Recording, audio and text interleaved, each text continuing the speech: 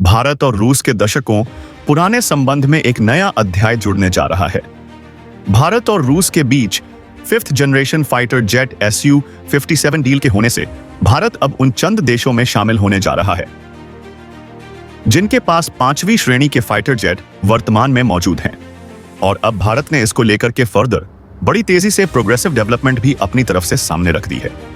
और इस वक्त जो सबसे अहम और सबसे बड़ी खबर सामने आ रही है वो भारतीय टीम को लेकर के है, जो Su-57 डील को लेकर के इस वक्त रूस पहुंच चुकी है। और आपको बता दें कि यह भारत की तरफ से अब तक का सबसे बड़ा प्रोग्रेसिव स्टेप उठाया गया है। इस Su-57 डील को लेकर के भारत ने पहले ही अमेरिका सहित दुनिया भर के तमाम देशों को इस डील को आनन फानन में रूस के साथ करके पूरी दुनिया को चौंका दिया है। लेकिन अब भारत ने इस पर बिना देरी किए जो बगडी निधे स्टेप लिए हैं वह दुनिया को और भी ज्यादा हैरान करने जा रहे हैं और इसका असर दिखना शुरू हो चुका है। अमेरिकी राष्ट्रपति डोनाल्ड ट्रंप से लेकर के तुर्की और साथ ही पाकिस्तान और चीन पर भी इसका तगड़ा असर दिखना शुरू हो चुका है। वह देश जो अब तक भारत के साथ खड़े होने का दावा करते थे, अब उन देशों की भी असलियत इस डील के बाद से ही सामने आनी शुरू हो चुकी है। दरअसल Su-57 एक सिर्फ डील नहीं है, बल्कि भारत और रूस के बीच यूं कह लीजिए कि सबसे बड़ा कोलैबोरेशन होने जा रहा है। और यह इन फ्यूचर सिर्फ इतने तक नहीं बल्कि दुनिया की सबसे बड़ी डिफेंस डील के रूप में सामने आ जा रहा है, क्योंकि अब भारत की जो टीम इस वक्त रूस पहुंची है, फर्दर आगे इस डील के स्टेप बाय स्टेप प्रोग्रेस को लेकर के उस तरफ से एक बहुत अहम खबर सामने आ चुकी है। दरअसल इस खबर को सुनने के बाद आप भी समझ पाएंगे कि आखिर भारत को कितने समय के अंदर अंदर अब फाइटर जेट की डील कंप्लीटली मिलने जा रही है। और सबसे बड़ी बात, इन फ्यूचर जो भारत को रूस की तरफ से डेवलपमेंट को लेकर के सबसे बड़ी जानकारियां सामने आ रही थी और रूस की तरफ से जो तमाम ऑफर और भी दिए गए थे उस पर भी आज बहुत अहम खबर सामने आ रही है। क्या है खबर, क्या पूरी अपडेट है वो बताएंगे आपको। अभी बात यहीं खत्म नहीं हुई है। दरअसल भारतीय पायलट भी रूस में ट्रेनिंग के लिए और इस ट्रेनिंग पर्पस के साथ Su-57 को लेकर के रवाना किए गए हैं, जिनकी अब ट्रेनिंग पीरियड शुरू होने जा रहा है। हालांकि रूस की तरफ से न सिर्फ ट्रेनिंग इनको दी जाएगी, बल्कि भारत और रूस के बीच यूं कह लीजिए कि सबसे बड़ा कोलैबोरेशन होने जा रहा है।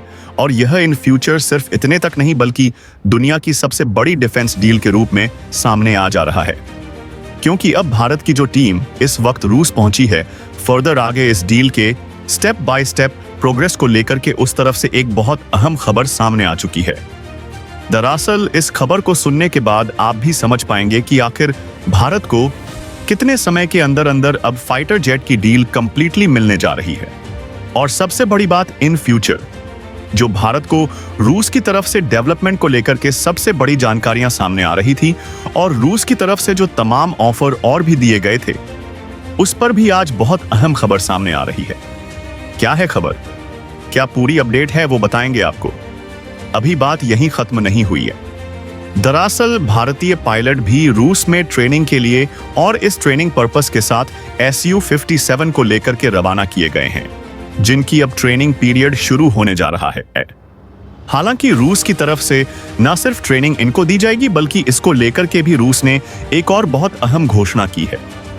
क्या कहा है फाइनली रूस ने, और आखिरकार भारत और रूस के रिश्ते के बीच में एकदम से क्यों इतनी करीबी बढ़ी है और इसका असर पाए गए अमेरिकी राष्ट्रपति डोनाल्ड ट्रंप पर क्या हो रहा है। सही है, आज फर्दर जो लेटेस्ट अपडेट सामने आ रही है उस पर भी बातचीत करेंगे इस वीडियो में।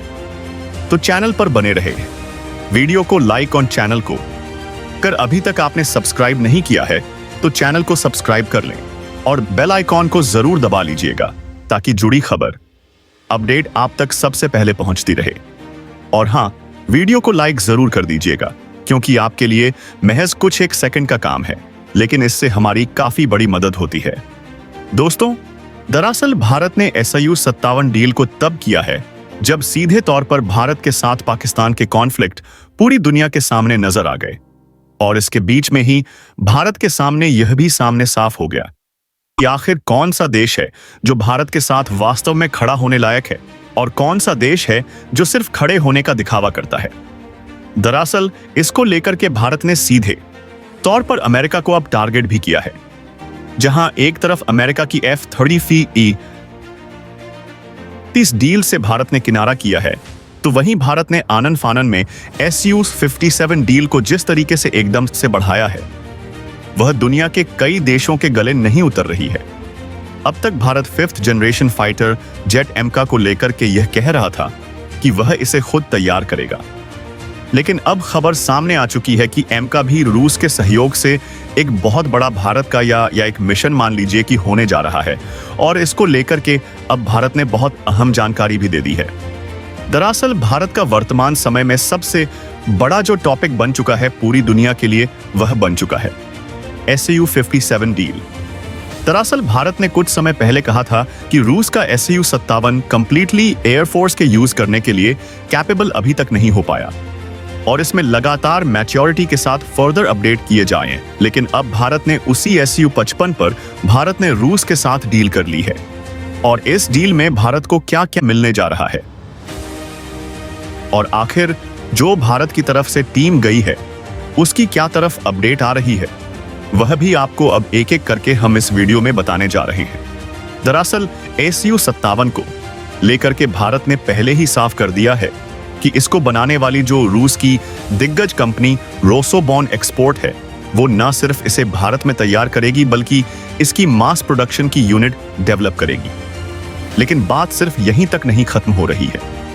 अब मेन मुद्दा ये सामने आ चुका है कि जो Su-57 है वो भारत के जियोग्राफिकल कंडीशन और भारत की नीड के अकॉर्डिंग कितना परफेक्ट बैठता है। और सबसे बड़ी बात, जैसे कि हम किसी गाड़ी या फिर किसी तरह की चीजें लेने खरीदने जाते हैं और हम पैसे देते हैं और तुरंत लेकर के चले आते हैं, ऐसी कोई डील यहां नहीं हो रही है।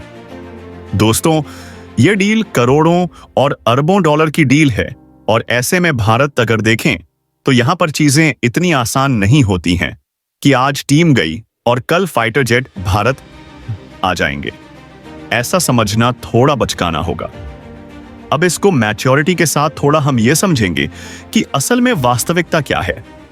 दरअसल भारत की जो इंस्पेक्शन टीम वहां पर पहुंची है, वो अब Su-55 जब फाइनल डील हो चुकी है, तो इसका मतलब ये है कि अब उसमें भारत को क्या नीड चाहिए उस पर चर्चा होने जा रही है। यानी कि Su-57 तो फाइटर जेट भारत को मिलेगा ही मिलेगा, लेकिन इसमें लगने वाले वॉर हेड को लेकर के क्या वह रूसी वॉर हेड होंगे या भारत इनको अपने अकॉर्डिंग मॉडिफाई कर पाएगा। और सबसे बड़ी बात, भारत की जो जियोग्राफिकल कंडीशन और लोकेशन है, जैसे कि हिमालय एक तरफ है और वहां पर तमाम लो टेम्परेचर होता है उस कंडीशन में, और बहुत हाई एटीट्यूड पर उड़ान होती है। और अगर वहीं दूसरी तरफ देखा जाए तो साउथ में अगर चली जाए तो वहां पर टेम्परेचर काफी ज्यादा और ज्यादातर मोस्टली जगहें प्लेन है। और ऐसी कंडीशन यानी भारत के पास हर तरह की डिफरेंट कंडीशंस हैं, और भारत के लिए किसी भी फाइटर जेट को तैयार करना आसान नहीं होता है। और यह बात सिर्फ और सिर्फ रूस ही समझ सकता है, क्योंकि वह भारत को सुखोई के पहले से ही बहुत सारे वर्जन दे चुका है। और यह सिर्फ वर्जन दिए नहीं है, बल्कि उन पर समय समय पर प्रोग्रेसिव अपडेट भी आती रहती है। और ना सिर्फ रूस इन पर अपडेट करता है, बल्कि भारत भी करता है। लेकिन अब भारत को जिस Su-57 की जरूरत है, उसमें भारत को किस किस वॉर हेड की जरूरत है, क्योंकि भारत के लिए सबसे बड़े उसके जो दुश्मन हैं, या फिर यूं कह लीजिए भारत को जिनसे सबसे ज्यादा थ्रेट का खतरा होता है, वो है पाकिस्तान और दूसरा है चीन। अगर भारत को अपनी सभी चीजों को टारगेट करना होता है तो भारत सबसे पहले चीन और पाकिस्तान को टारगेट करके किसी भी चीज को सेटअप करता है। चाहे अब आप नॉर्मली मान लीजिए कि जिस तरह से हमने आकाश एयर डिफेंस मिसाइल का इस्तेमाल पाकिस्तान के ऊपर किया और जिस तरह से हमने रूस के S-400 को लिया, हमारा टारगेट क्या है? आप खुद समझिए कि S-400 की जद में पूरा का पूरा पाकिस्तान नब जाता है। और यही अगर देखा जाए तो यहां इसकी रेंज जो है वो अफगानिस्तान तक पहुंच जाती है। वहीं अगर दूसरी तरफ देखें तो अगर हम कुछ S-400 को सिस्टम को तैनात कर दें तो हम चीन के भी एक बड़े एरिया को कवर कर सकते हैं। यानी कि वो एरिया कवर हो जाता है जिससे भारत को मोस्टली थ्रेट का डर बना रहता है। और इन चीजों को ध्यान में रखते हुए ही भारत अपने जो चीजें हैं उन पर डील करता है। अब वहां पर बात आ रही है कि SU-57 में ऐसा क्या है। दरअसल जब हम कोई भी फाइटर जेट खरीदते हैं तो उसमें अपने अकॉर्डिंग मेजर चेंजेस करवाते हैं। आपको बता दें कि जो रूस का SU-57 है वो सबसे एडवांस रूस के इंजन L474 उस पर आधारित है और यह इसी इंजन पर उड़ान भरता है जो कि सबसे ज्यादा हाई थ्रस्ट जनरेट करने वाला इंजन है। हालांकि एक और इंजन है जिस पर हम अभी बात नहीं कर रहे हैं, जिसका नाम है रूस का SU-75 वर्जन। वो बहुत ही स्ट्रॉन्ग है, लेकिन यहां पर अभी फिलहाल हम उसकी बात नहीं कर रहे हैं क्योंकि रूस ने अभी तक खुद उसे पूरी तरीके से तैयार करके यूज नहीं किया, लेकिन ESV-57 को यूज कर चुका है और रूस के स्क्वाड्रन में भी इसे शामिल किया गया है।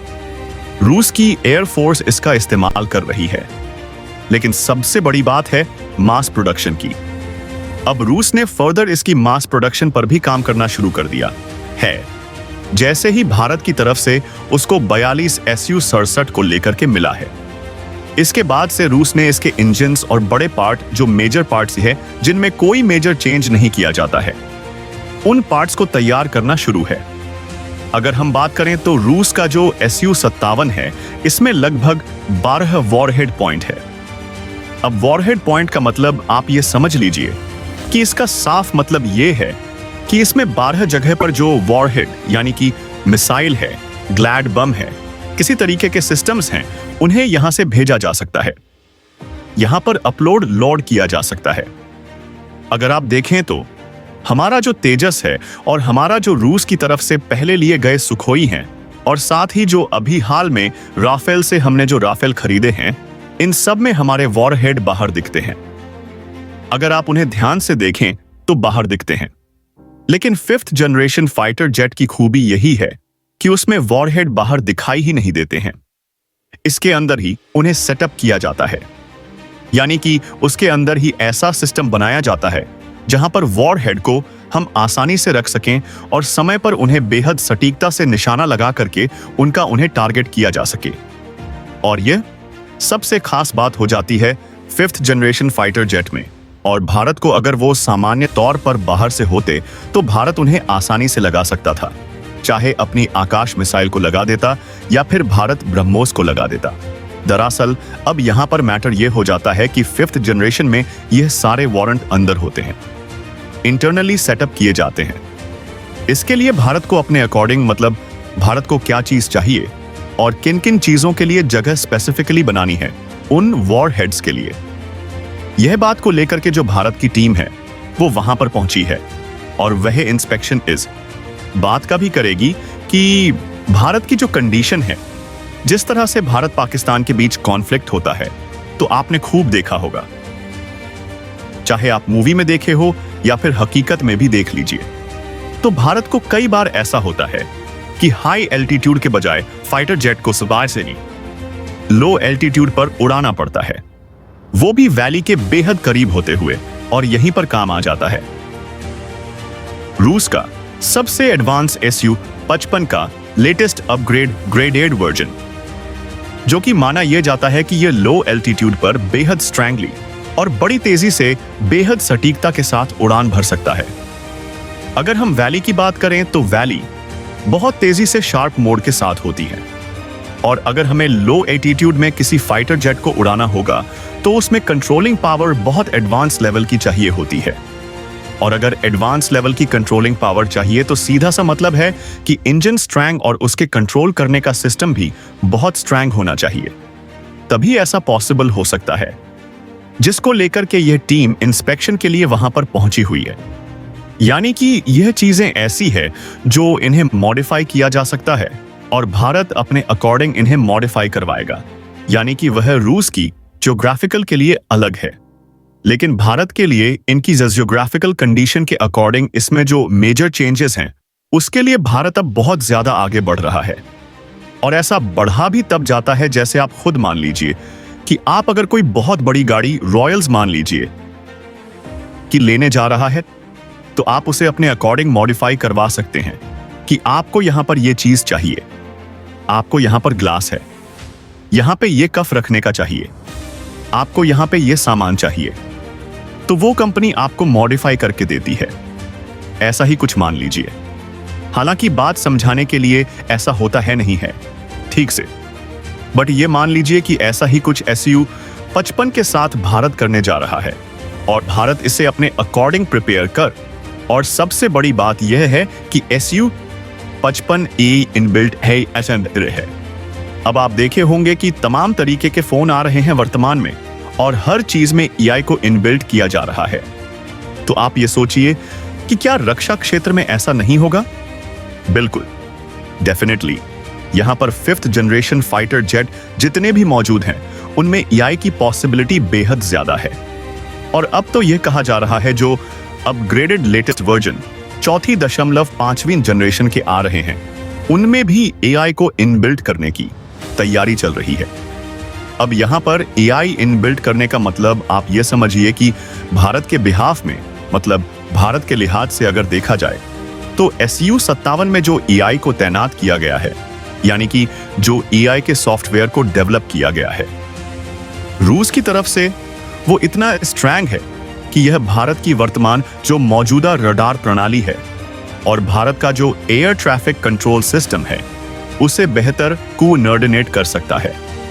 अब आप यह कह रहे होंगे कि ऐसा तो बड़ा आसान है इसमें तो, लेकिन ऐसा आसान नहीं होता है। आपको बता दें कि अगर अमेरिका के F-35 से E-5 से हम यहां पर एक सेकंड के लिए कंपेयर कर रहे हैं, बाकी फिर हम SU-55 पर पहुंचते हैं। अमेरिका के F-35 से अगर कंपेयर करें तो जो हमारा एयर ट्रैफिक कंट्रोल सिस्टम है और जो हमारे भारत के पास वर्तमान में रडार प्रणाली मौजूद है जो कोऑर्डिनेट्स करने के लिए फाइटर जेट के लिए तैयार की गई है, वो अमेरिका के F-35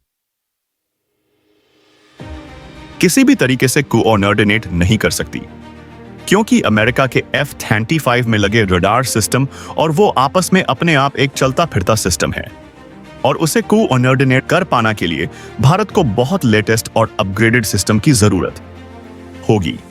यानी कि अगर भारत अमेरिका का F-35 में लेता है तो भारत को ना सिर्फ F-35 ने सीडाबिसेंस होगा, बल्कि उसके लिए एक जो कम्युनिकेशन सिस्टम डेवलप करने के लिए उस डिवाइस को भी भारत को अपने अपग्रेड करना पड़ेगा और इसे अपग्रेड करने के लिए भी भारत को अमेरिका की मदद ही चाहिए होगी। लेकिन अगर यहां पर बात की जाए तो रूस के साथ ऐसा नहीं है। रूस के S-Master को भले ही बहुत अपग्रेड कर दिया गया है, लेकिन इसके बावजूद यह इंटीग्रेशन रडार सिस्टम और जमर प्रणाली को भारत से बहुत अच्छे से कोऑर्डिनेट कर सकता है। अब आप यूं समझ लीजिए कि भारत के पास जो वर्तमान में सुविधाएं मौजूद हैं, अगर उसी में कोई चीज बहुत एडवांस हमें मिल जाती है जो कि उससे कोऑर्डिनेट कर पाएगी तो वो बेहतर है, या फिर हम पूरा सिस्टम बदले वो बेहतर है। वैसे अगर देखा जाए तो पहले से ही भारत के ऊपर काफी बोझा है और बोझा इस वजह से है क्योंकि भारत के पास एयर डिफेंस सिस्टम और तमाम तरीके की टेक्नोलॉजी लेने के लिए अब रक्षा पर लगातार बजट बढ़ाया जा रहा है। और सबसे बड़ी बात यह है कि इस वक्त भारत जिस तरह से काम कर रहा है वो बहुत ही एडवांस लेवल पर है और ऐसे में भारत को अगर रूस के SU-57 को लेना है तो बात यहीं तक नहीं, बल्कि उसके एडवांस सिस्टम को अगर लेना पड़ जाता तो वो बहुत महंगा पड़ सकता था। लेकिन भारत ने यह रास्ता बहुत सटीकता से और बड़ी शालीनता से चुना है और यही बात है कि भारत अब एमका पर भी फोकस करना शुरू हो चुका है। अब क्या है एमका को लेकर खबर? अगर आप वीडियो में देखना चाहते हैं तो वीडियो में कमेंट करके जरूर कहिएगा। अगली वीडियो एमका के लेटेस्ट अपडेट पर आने वाली है और चैनल को सब्सक्राइब करना और बेल आइकन को दबाना बिल्कुल भी मत भूलिएगा। और हां, जाने से पहले अभी तक आपने कमेंट बॉक्स में जय हिंद नहीं लिखा तो वह जरूर लिख दीजिएगा।